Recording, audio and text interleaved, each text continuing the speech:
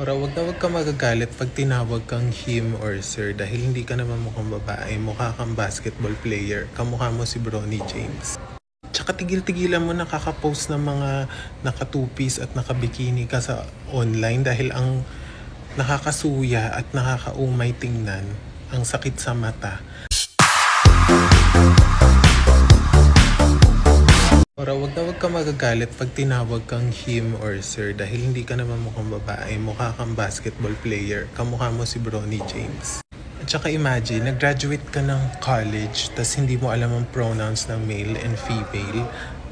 And kahit kailan hindi ka naging magandang ehemplo ng kabataan. Naalala mo yung ginawa mo na nagpapahubad ka ng pants ng lalaki. Tas nang hindi ginawa, hinabol mo, nakipagmaoy ka, pati opisyal, inamok mo ng away. Gawain pa yun ng isang babae? Ganun ba ang pag-aarte at pagkikilos ng isang babae? Hindi. Masyado kang barumbado. Kaya wag kang mag-expect na tawagin ka ng ma'am or she ng mga tao dahil hindi kami ang mag-a-adjust sa'yo. Tsaka tigil-tigilan mo nakaka-post ng mga naka-two-piece at naka-bikini ka sa online dahil ang nakakasuya at nakakaumay tingnan, ang sakit sa mata dahil bato-bato yung katawan mo tapos puro ka pa sexy. Kala mo kinaganda mo yan? Kala mo magandang ehemplo yan sa kabataan? No, hindi.